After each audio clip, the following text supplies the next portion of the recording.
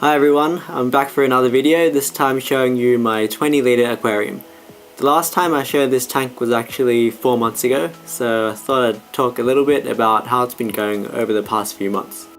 So if you remember, this is how the tank looked like right after I set it up, and a month later, this is what it looked like.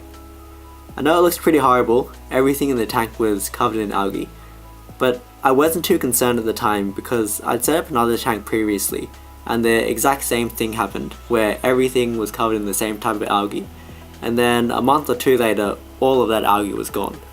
So yeah, I knew all I had to do was wait it out, and I think this was actually the only time that I actively pulled out the algae.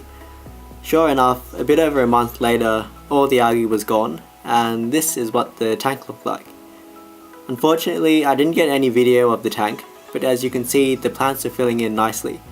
The Rotala was growing well, the HC was starting to fill the foreground, and I also added some HM behind the rock.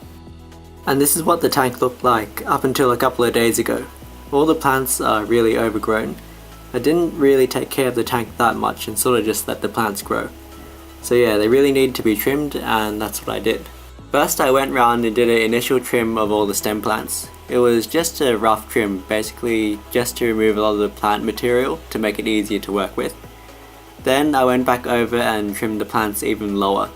The goal of the trimming was not to shape the stems, but rather to cut it much lower than the final height where I wanted the stems to end up.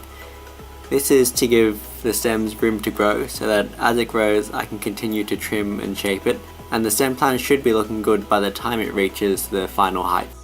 And that's it. I've still got to trim the HC carpet, which I haven't got around to doing. Anyway, thanks for watching, and I'll upload another video of this tank as soon as the stem plants grow back.